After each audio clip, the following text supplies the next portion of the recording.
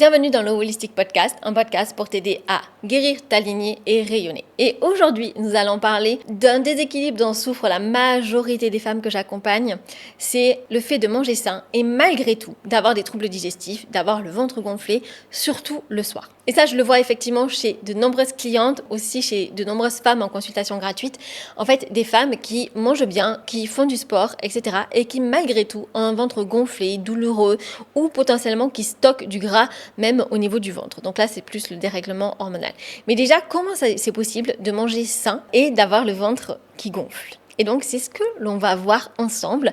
Donc, on va voir les causes et aussi des pistes en fait pour que vous puissiez trouver des solutions. Déjà, on va parler de la digestion. La digestion, c'est une chaîne biochimique qui est vraiment très sophistiquée. Et donc, elle ne s'arrête pas à une partie de l'organisme, mais c'est vraiment tout un processus. Elle implique le système nerveux autonome, c'est-à-dire l'état de stress dans lequel vous vous trouvez. Si votre système parasympathique est actif, là, vous allez avoir déjà une meilleure digestion que si le système sympathique l'est, où là, vous aurez des troubles digestifs. Aussi, la production des enzymes digestives. Donc ça, hyper important. La motricité intestinale, la bile, le microbiote, et le système immunitaire. Donc tout ceci entre en jeu dans le fait que vous ayez une bonne digestion ou pas. Et il faut préciser aussi, et ça vous l'avez sûrement lu parce que c'est devenu hyper connu quand même, c'est en fait que l'intestin contient énormément de neurones. C'est vraiment notre deuxième cerveau aussi. Et donc c'est important en fait d'avoir un bon microbiote, etc., une bonne digestion pour que justement en fait ce deuxième cerveau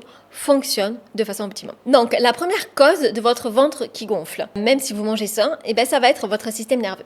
Lorsque vous êtes en mode survie, l'énergie ne va pas aller au niveau de votre ventre, tout simplement. Parce que votre digestion, elle n'est pas indispensable à votre survie à court terme. Donc si votre système nerveux sympathique est plus actif que le système nerveux parasympathique, les ressources vont être allouées aux organes qui sont vitaux pour votre survie à court terme, c'est-à-dire votre cerveau, votre cœur, vos poumons.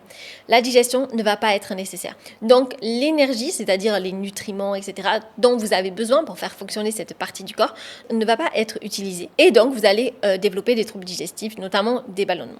Car oui, quand le système sympathique est actif, le sang quitte les organes digestifs, la production d'acide gastrique diminue et les enzymes digestives chutent. Résultat, les aliments en fait vont stagner et quand quelque chose stagne, ça va fermenter. Et donc, les aliments vont venir fermenter et donc produire en fait des gaz, des ballonnements, etc. Et du coup, comment le système digestif produit exactement des gaz à cause de la fermentation ? Donc, la fermentation est le microbiote. Il faut savoir déjà qu'il y a 100 000 milliards de bactéries dans votre microbiote. Et certaines d'entre elles ont pour rôle de faire fermenter les fibres. Donc, ce processus est normal et donc c'est normal qu'ils produisent des gaz. Hydrogène, méthane et dioxyde de carbone. Et quand ce processus devient excessif, les gaz en fait vont s'accumuler et donc le ventre va gonfler. Et ce phénomène est d'autant plus marqué chez les personnes qui ont un déséquilibre, soit une dysbiose, donc un déséquilibre entre mauvaises bactéries et bonnes bactéries, soit un SIBO. Et dans ces cas-là, même des aliments ultra sains vont devenir fermentescibles. Mais du coup, la fermentation n'explique pas tout. Pourquoi chez certaines personnes il y a plus de fermentation que d'autres ? La réponse se trouve dans les enzymes digestives. Pour être absorbés, les aliments doivent être découpés en molécules simples. Les protéines vont être découpées en acides aminés, les glucides, tous les glucides vont être découpés en glucose et les lipides vont être découpés en acides gras. Et cette transformation, elle dépend de l'acide gastrique, des enzymes pancréatiques et de la bile. Et donc, si cette étape est mal faite, en fait, les aliments vont arriver dans l'intestin déjà mal digérés. Et donc, les bactéries vont les faire fermenter. Et c'est ce que explique l'Ayurveda depuis bien longtemps déjà. Donc, en Ayurveda, on a l'Ani, le feu digestif. Et cet Ani, c'est l'élément central en fait de la bonne santé parce que c'est lui qui va permettre la bonne assimilation des nutriments et la bonne élimination des toxines. Donc c'est vraiment le cœur central en Ayurveda, la digestion, l'Ani, le feu digestif, de la santé sur le long terme. Et donc quand un Ani est fort, on a une bonne digestion, c'est-à-dire qu'on n'a pas de ballonnement, on n'a pas de reflux. On a un bon transit régulier. Et quand l'Ani est faible, les aliments vont être mal transformés, donc carence alimentaire.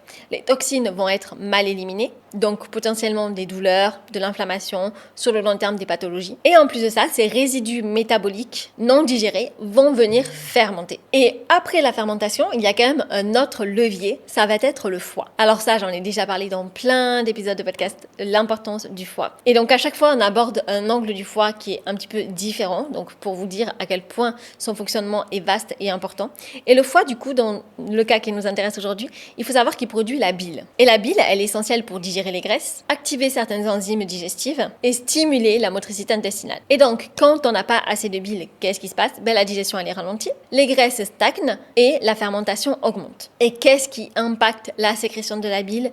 Bien sûr, ça va être le stress chronique. Donc, encore une fois, d'où l'importance de réguler son système nerveux. Et donc, ce stress chronique va faire la différence entre une personne qui mange sain et qui n'a pas de troubles digestifs et une personne qui mange sain et qui a des troubles digestifs, des ballonnements. Alors, quelles sont les erreurs saines à ne pas commettre pour avoir une bonne digestion?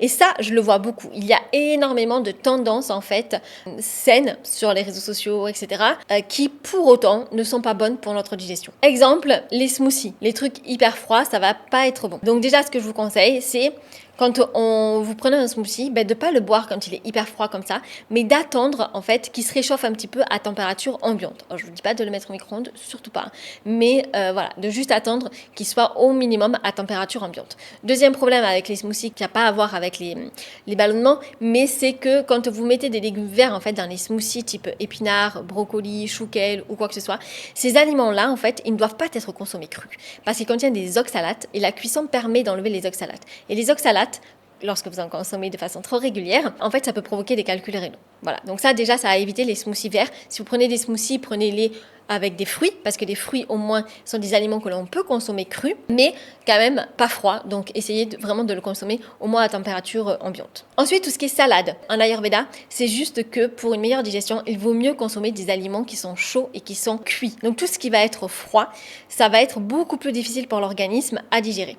Tout simplement parce que je vous parlais de l'ani, le feu digestif en Ayurveda, donc il porte bien son nom, il y a le mot feu.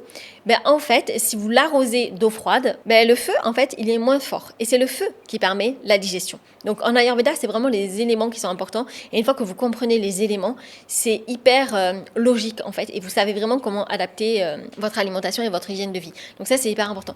Donc si jamais vous voulez des détails, j'ai fait ma formation en Ayurveda, qui est très bien, c'est pas parce que c'est moi qui l'ai fait, mais elle est vraiment top, elle est hyper complète. Et j'ai vraiment essayé de faire le parallèle avec la science moderne pour que ce soit très très facile de compréhension. Et vous avez plein d'outils pour vraiment mettre en application. Vous avez plein de PDF à télécharger, des fiches d'aliments, des fiches de mode de cuisson, etc. Bref, pour vraiment que ce soit pratique et utile pour vous. Donc déjà, si vous voulez creuser l'Ayurveda, je vous invite vraiment à vous renseigner sur cette formation. Normalement, vous avez le lien de mon site web en description. Ensuite, les excès de fibres. Et ça, vous l'avez peut-être remarqué que parfois, des personnes qui mangent mal, genre un burger ou des frites, ou même vous, quand vous mangez burger et frites, vous allez mieux le digérer que lorsque vous allez manger des fibres. En fait, c'est tout simplement qu'il faut un équilibre. Et ça, je vois beaucoup de personnes, en fait, qui mangent beaucoup de fibres parce que, voilà, les fibres, je dis pas le contraire, c'est très bon pour la santé, on en a besoin pour l'organisme, pour la digestion, etc. Mais parfois, les femmes en consomment trop et ne consomment pas suffisamment d'autres aliments qui permettent la bonne digestion, notamment les graisses, parce que les graisses, elles ont été diabolisées, alors que ça permet aussi quand même d'avoir un très bon transit et une bonne digestion, les graisses. Donc il faut en consommer en quantité suffisante, sans parler du fait que c'est hyper important pour nos hormones, parce que les hormones sont produites à partir du cholestérol, majoritairement quand même. Donc même si les protéines ont un rôle, certes, mais on sous-estime en fait le rôle du cholestérol et le manque de gras chez la femme. Il y a tellement eu cette mode, je sais pas trop comment dire,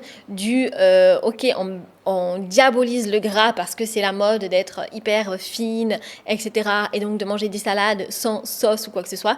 En fait, non. Le gras, il est nécessaire à nos membranes cellulaires pour plein de niveaux. Et donc à ce niveau-là, même au niveau de la digestion, pour avoir un bon transit et avoir le ventre plat, en fait. Dites-vous que le gras, c'est une espèce de lubrifiant. Et que si vous lubrifiez pas, ça a du mal à glisser en fait. Donc il faut consommer du gras à chaque repas et c'est minimum une cuillère à soupe de matière grasse par repas en plus du gras que vous avez dans votre repas bien sûr si vous mangez de l'avocat, etc. Et vous pouvez même augmenter, moi en général je suis plutôt à quand même 2 cuillères à soupe de matière grasse parce que après ça va dépendre de votre dosha aussi. Moi je suis dosha Vata, donc je sais que mes articulations, etc. et même mon système digestif, parce que Vata a plus de risques d'être ballonné ou avoir des douleurs articulaires, chose que j'avais. Moi avant de découvrir l'Ayurveda, j'étais ballonnée H24 alors que j'étais hyper fine, même plus fine parfois à des moments que maintenant parce qu'en fait j'avais tellement mal au ventre en permanence avec le ventre gonflé que en fait il y a des moments où ça me fatiguait de manger quoi. J'avais tout le temps mal au ventre et du coup ça me coupait même l'appétit parce qu'en fait c'était tellement inconfortable et du coup il y a des il y a des périodes où j'étais maigre quand même, et pour autant j'étais quand même ballonnée, quoi, parce que je mangeais pas suffisamment de gras. Et donc quand j'ai découvert l'Ayurveda, alors bien sûr ma digestion a été impactée par d'autres choses, le système nerveux, etc., tout ce qu'on a vu, mais de rajouter aussi du gras et donc adapter mon alimentation en fonction de mon dosha a fait que depuis je ne suis plus jamais ballonnée, même quand je prends des smoothies, etc., même quand je consomme des aliments qui ne sont pas forcément très adaptés à mon dosha, ça ne provoque pas de troubles digestifs.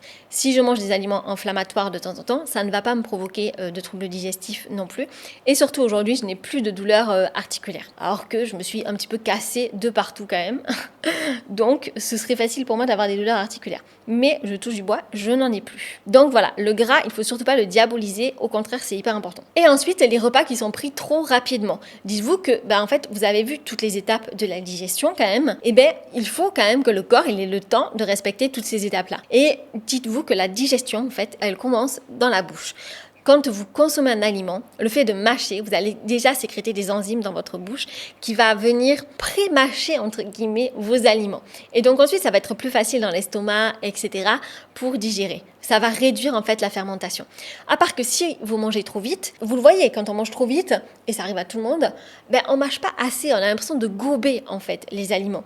Et donc, je vous déconseille vraiment de manger à la va-vite après une séance de sport, avant votre prochaine réunion, chose que j'ai fait moi-même bien sûr, mais voilà, à éviter au maximum, ou de manger dans la précipitation, de manger en marchant, voilà, essayez vraiment d'être au calme, même si vous regardez un film ou quoi, si vous êtes chez vous pour manger, c'est ok quoi, mais en fait déjà manger lentement et mâcher. Le but c'est pas d'être bizarre et de mâcher 7 fois et de compter 7 fois machin dans sa bouche, mais juste en fait de prendre le temps, et vous verrez ça se fait naturellement. Et donc déjà quand vous mâchez, que vous allez produire suffisamment d'enzymes dans votre bouche, et la fermentation elle va vraiment réduire au niveau de vos intestins. Donc ça c'était les erreurs à éviter. Maintenant du coup qu'est-ce qu'il faut faire pour avoir une meilleure digestion? Donc ça on l'a déjà vu, c'est vraiment en fait calmer son système nerveux, renforcer son feu digestif, c'est-à-dire voilà, connaître un petit peu l'Ayurveda, qu'est-ce qui est adapté en fonction de votre dosha, etc.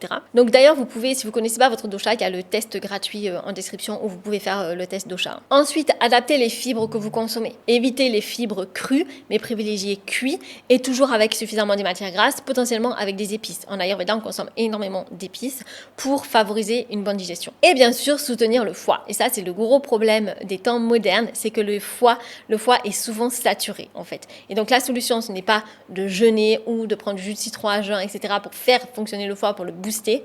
Non, votre foie, il a juste besoin des bons micronutriments et il a besoin, en fait, qu'on ne le surcharge pas de travail. Le foie a une capacité maximum de travail et en fait, si vous lui donnez plus de travail, il va se dire, j'ai pas le temps, j'ai pas la capacité, j'ai pas l'énergie, donc juste, je fais pas. Mais c'est comme ça que vous allez le saturer, en fait. Donc évitez, au lieu d'essayer de détoxifier votre foie, ce qui n'a absolument pas de sens, au lieu de ça, évitez de saturer votre foie. Donc voilà, j'espère que cet épisode vous a plu et que vous avez surtout bien compris que les ballonnements, même si on mange sain, c'est pas forcément l'alimentation, mais c'est comme dans tous mes épisodes de podcast que j'explique, c'est le terrain. En fait, il faut toujours travailler le terrain et ne pas essayer de trouver une cause extérieure ou une solution extérieure, mais ça veut juste dire quand vous avez un déséquilibre, qu'il y a un déséquilibre à l'intérieur. Et ce déséquilibre doit être traité à la source. Voilà, et donc si jamais vous voulez justement traiter ce déséquilibre à la source, je vous invite à réserver votre consultation gratuite. Ça dure 10 minutes et déjà en fait je vous donne quelques premiers conseils. Voilà, j'espère que cet épisode vous a plu. N'hésitez pas à le liker, me poser vos questions en commentaire, mettre les petites étoiles et on se voit mardi prochain pour un prochain épisode.